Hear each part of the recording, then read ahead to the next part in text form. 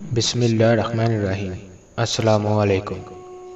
ایک میاں بیوی کی آپس میں لڑائی ہو گئی اور لڑائی اس قدر بڑھ گئی کہ کورٹ تک جا پہنچی۔ وکیل نے دونوں کو کمرے میں بلایا اور پوچھا مسئلہ کیا ہے۔ وہ دونوں ایک دم سے ایک دوسرے پر ٹوٹ پڑے اور تنقید کے پہاڑ ڈال دیے۔ دونوں اپنے موقف سے پیچھے ہٹنے کو تیار نہ تھے۔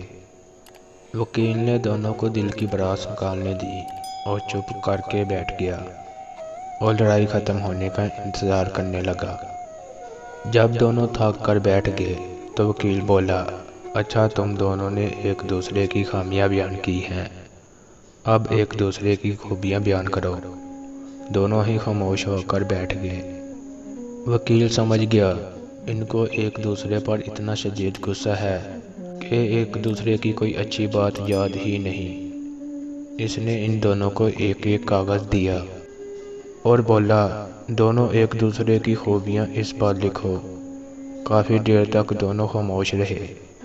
پھر خاوند کچھ لکھنے لگا تو اسے لکھتا دیکھ کر بیوی بھی تیز تیز لکھنے لگی۔ لگ رہا تھا ابھی بھی دونوں مقابلے میں کاغذ بننے بیٹھ گئے ہیں۔ جب لکھ لیا تو دونوں نے اپنا کاغذ وکیل کو تھما دیا۔